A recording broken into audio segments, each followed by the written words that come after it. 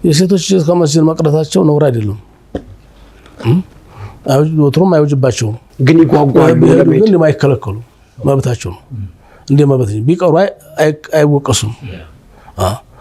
ጥሩ ነው፣ ጥሩ ነው። ይሄን እናንተ ነው መልስ የሌለን መቅረታችን ስፈታችን የማያዋጣን እኛ ብቻ ነው። እነሱ 2 ረካ 4 ረካ ቤታቸው ተሰገዱ በቂያቸው ነው። በመቅረታቸው አይወቀሱም። እንዲሄዱ የሚያስገዳቸው ነገር የለም። ይሄ የሚሰሩት ድካም ሁሉ ደግሞ መንፈጠረ ሷኢማ አንድ ሰው ያስፈጠረ ሲባል ማን የሰራው ነው እያፈጠርን ያለው? እነሱ የደከሙበት ነገር ነው። ሰውየው ነብያችን ሰለላሁ ዐለይሂ ወሰለም ለሚስቱ እንኳን የሚያጎርሰው ጉርሻ ሰደቃ ነው አሉ አይደል? አንድ ጉርሻ የሚያጎርሳ ሰደቃ ከሆነ ያ ሁሉ ምግብ ያዘጋጀው ማን ሆኖ? እሱ ቆርሶ የሚያጎርሳት ሰደቃ ከሆነች ይህ ሁሉ የሚበላው የሚጠጣውን ማን ሰርቶት ማን ከስበት ማን አርቦት ነው? ስለዚህ ሁሉ አጅር እህቶቻችን